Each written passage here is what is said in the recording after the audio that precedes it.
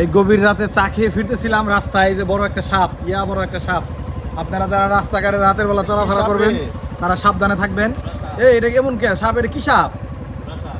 এটা মরে নাই, জীবিত হনো মামা? আদা মরা আছে, আদা মরা। হ্যাঁ, আদা মরা সাপ এত তাড়াতাড়ি মরে না। এই যে সাপ। কিছু আছে, এই যে আমরা গভীর রাতে রাস্তা দিয়ে চা খেয়ে ফিরতেছিলাম। এই যে মনির ভাই, এই যে সামনে আমাদের শ্রদ্ধেয় মনির ভাই সাপটা দেখছে। এই যে সাপ।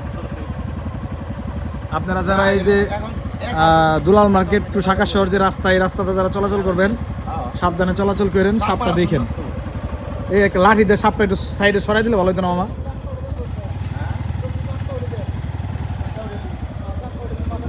না না না না না, এটা বাসটা কঞ্চি দিয়ে এই মন দেওয়া সরাই দিয়ে ভালো নাকি? হ্যাঁ, কে দিমু চাক্কা উঠিয়া দিমু। না না মামা, সাপ মারুম কিলি আমরা, লাঠি দিয়ে সরাই দিলে। সাপ মারা সুন্দর।